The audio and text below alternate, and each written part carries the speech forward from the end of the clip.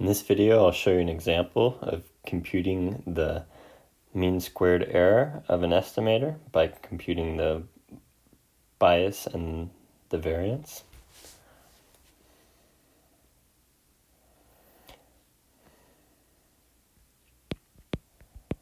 So you start out, you say x1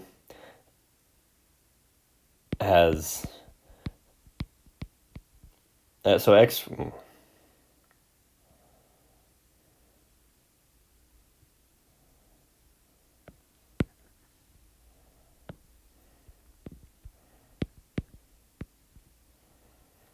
start out, you take x1 and x2,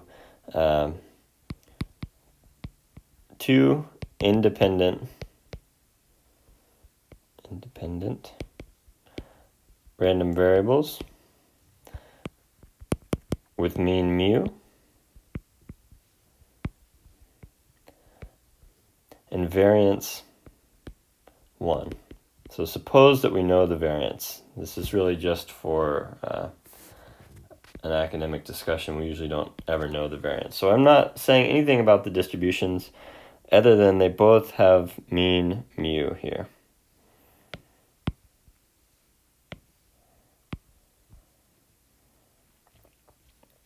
Our goal is to estimate mu.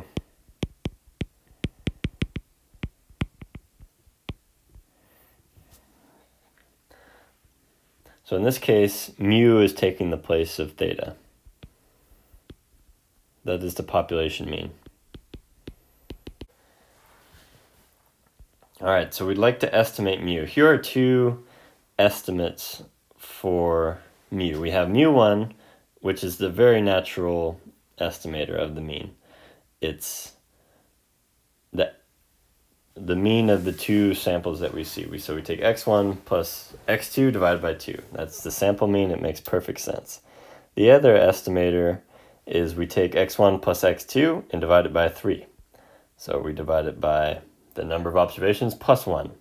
It's still an estimator, but our question is, how good of an estimator is it? So these estimators are competing against each other to estimate mu. We would like to pick the best one. All right, the bias for mu1. So the formula gives it like this: mu of theta hat minus theta squared. So here, theta equals mu, and theta hat is equal to mu hat 1. Okay, so this bias term becomes equal to mu of mu hat 1 minus mu squared. Ugly. Subscript. Okay, now we've got subscripted mu's, kind of ugly. So we need to find mean of mu hat 1. So going up to our definition, when we're taking the mean of a linear function of a random variable, which is what's going on here, this x1 plus x2 divided by 2, it's a linear function. So we just plug it in, then we have mu of x1 plus mu of x2 over 2. We said in the initial problem statement that they both have mean equal to mu. That means when we go down here, this is just equal to mu plus mu over 2. So 2 mu over 2, which is just equal to mu. Then the bias term is equal to mu minus mu squared. 0 squared is just 0. Okay, so this is unbiased because the bias term is equal to 0.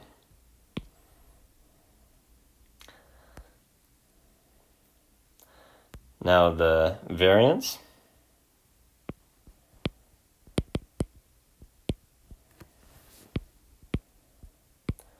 for mu1 hat is equal to 1/2 squared sigma x1 squared, because remember this is a linear combination, plus 1/2 squared sigma x2 squared. So x1, these are sigma x1 and sigma x2 are both equal to 1 by assumption. So then we have 1/2 squared, this is equal to 1/4. 1/4.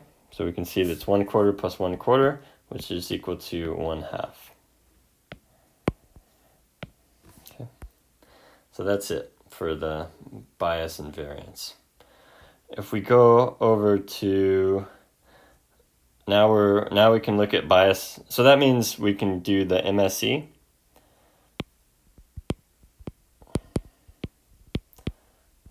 For mu1 hat is equal to the bias squared plus the variance.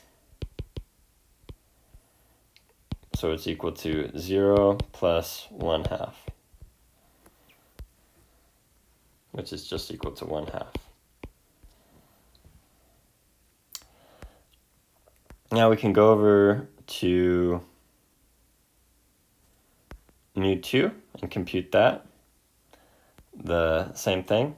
So bias for mu2 hat. We need the expectation. Better to write that expectation like this. So expectation of mu2 hat, right? That's equal to expectation of x1 plus x2 divided by 3, which is just equal to expectation of x1 plus expectation of x2 divided by 3, which is equal to mu plus mu over 3, which equals 2/3 mu. Okay, that's the bias. That's how we're getting towards the bias term. Okay, then we can, once we have the expectation or the mean of our estimator mu2, we can compute the bias. So the bias term is mean of theta hat minus theta squared. And in this case, we're substituting in the mean of theta hat is 2/3 mu. So we have 2/3 mu. And the parameter we're trying to estimate is mu squared. So this is minus 1/3 mu squared, which equals 1/9 mu squared. We have the bias and the variance, so we can do the MSE for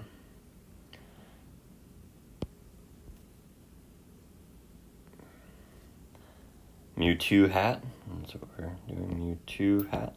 That is equal to the bias plus the variance, so 1/9. Just add these two terms together, 1/9 mu squared plus 2/9.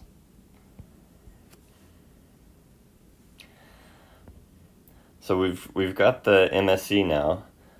We can now ask for what values, if any, of mu is our other estimator, our unnatural estimator, mu2 hat, where we're dividing by 3. Is it ever better than mu1 1 hat. So here the MSE mean squared error is a function of mu for mu2 hat.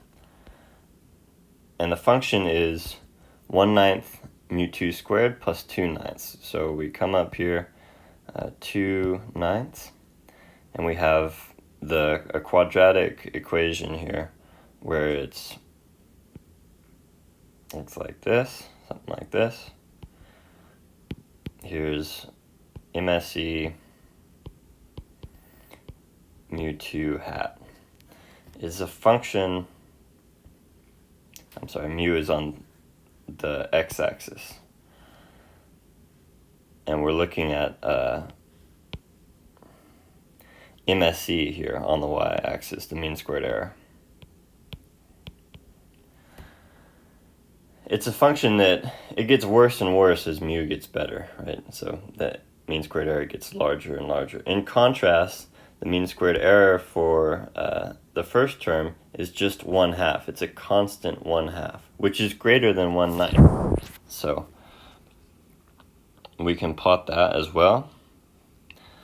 So 1/2 rather greater than 2/9. So let's plot it up here. It'll be about right here, 1/2. And over here we have the line.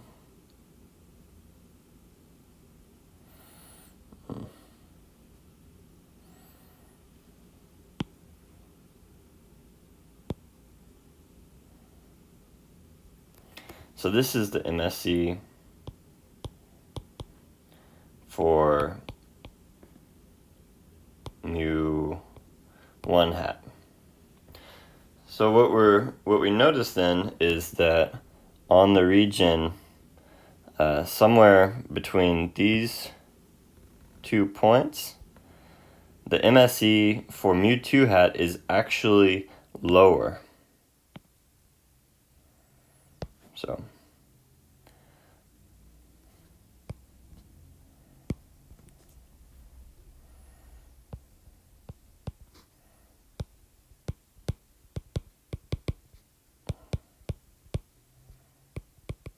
for mu2 hat.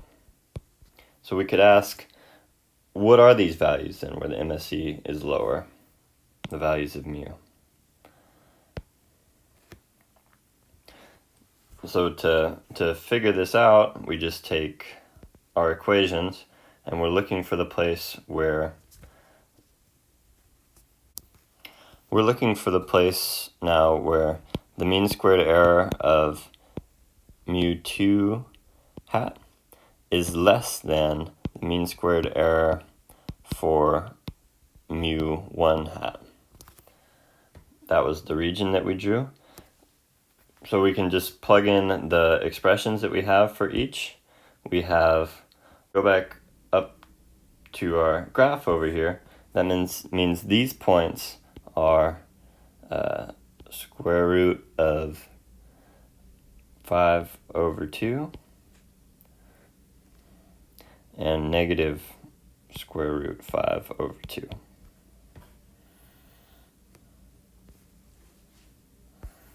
All right, so that means that within this region, the mean squared error for mu2 hat is smaller than the mean squared error for mu1 hat. So mu2 hat, as strange and weird as it may sound, is a better estimator if the mu is small. Once the mu becomes large, it becomes a worse estimator, a much worse estimator quadratically, because the term is quadratic in the mean. So if you know that it's small, it's somehow better. But in general, we don't know what the mean is. That's why we're estimating it. So mu1 hat is the safer choice.